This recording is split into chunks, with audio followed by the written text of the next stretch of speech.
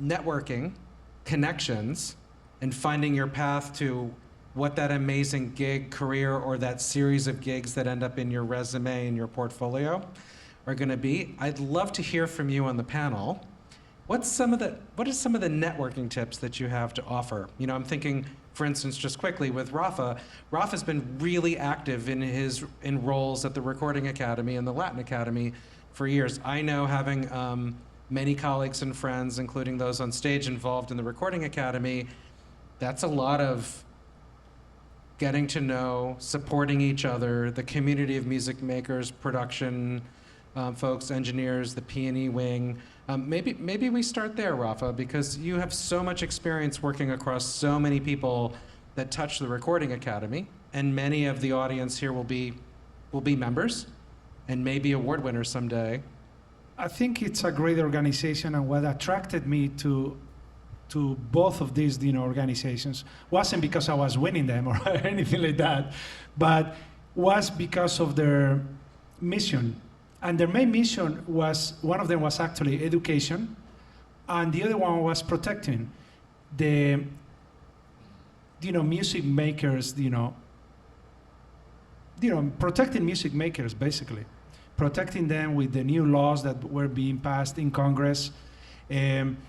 So we could be a healthier community as as creators, as a creative people.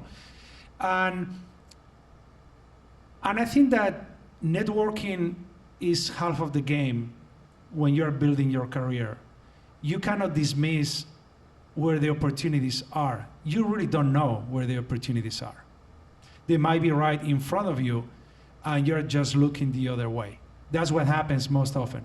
So you have to be a little bit hyperactive in terms of how you build relationships. And keep in mind, your first huge opportunity at creating relationships is right here in this very room. This is your very first opportunity to find people that are alike, and people who are not. They don't need to be alike. Maybe your personalities don't match in terms of personality, but your goals maybe match. And your dedication matches, and what you see as your future in the industry matches, and sooner or later you're gonna cross paths in the industry. And if you already know that person, that's gonna be a huge advantage to you, because familiarity is very, very important. Because this is a business where when you get in a studio, you are exposing yourself. You're like, in a way, bare naked to the world. You're exposing your art, right? You're exposing your insecurities, your values. Familiarity helps. If you have people that you can trust, you can have those kind of people around you, the better. So I will say that in terms of networking, when I came out of Full Sail, the first thing I did was try to become a member of AES. Then right afterwards, try to become a member of whatever other organization I would, learn about. Even organizations I didn't know about. Some of them told me, piss off. They didn't even let me in because I wouldn't qualify. But try to get in organizations where you can actually mingle with other people that are alike. Try to find your path. You don't really know where opportunities are and what your path is ultimately going to be. So you have to try everything. Thanks, Rafa. Dave, how about you next? A lot of what I just heard you say is, don't be a jerk. There are so many people in this room that quite possibly could have mind-numbingly amazing careers. And they can help you as you can help them. It's just the way it works. And we were even saying last night, there are so many opportunities from knowing other people that will come your way that may not be a big direction in your life, but I had a good friend, we both had studios near each other, and he called on a whim and he's like, hey, I thought you had a project right now. I'm like, canceled. Cool, I need someone on a movie set. So I said, of course, yeah, because if you say no, you don't know. So I spent a month on a movie set. It was awesome. It wasn't as disillusioning for me as it may have been for you, but it was that thing of you get to try things and you don't know where your path goes. Don't say no. Be friends with people. That's how you're going to keep moving forward. Don't be a jerk. He said that because I worked on a movie set one time with Tom Hanks.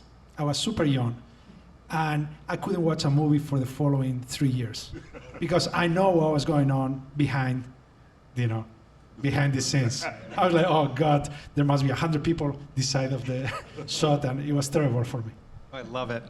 I'm going to turn to Henry next, and I'm just thinking, Henry, we were reflecting.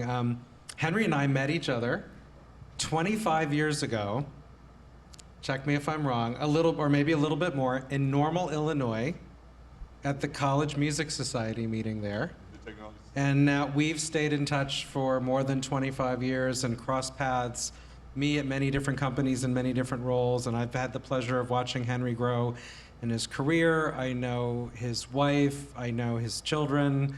For me, just it struck me in this conversation, I've got folks sitting right next to me that have given me the honor and the pleasure of being able to collaborate with them over time. And it was a chance meeting at a conference that I just sort of picked out of the air and said, I want to go there and meet some people and see what happens. You make great friends that way, colleagues, you find projects.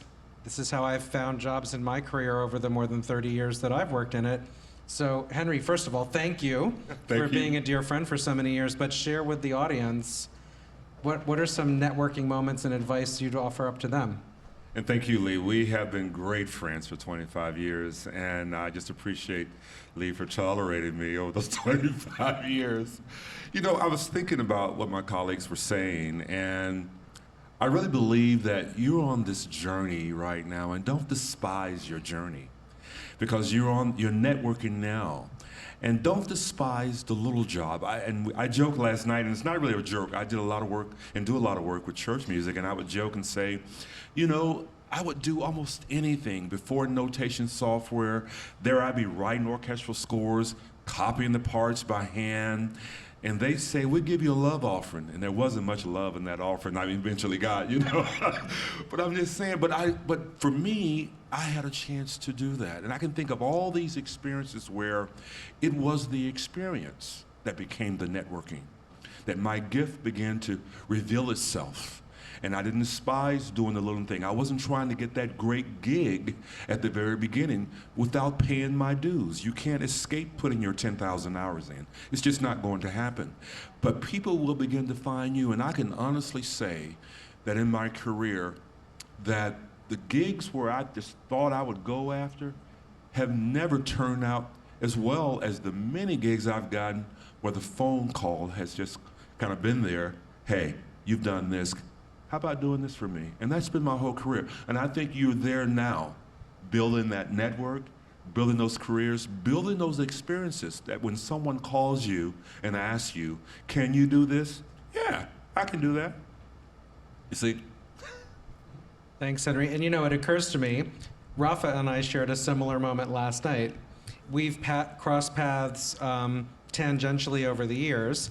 And when we got together for dinner, we were comparing notes because I said to Rafa, when we had that meeting over Zoom not too long ago, I was like digging through my mental Rolodex.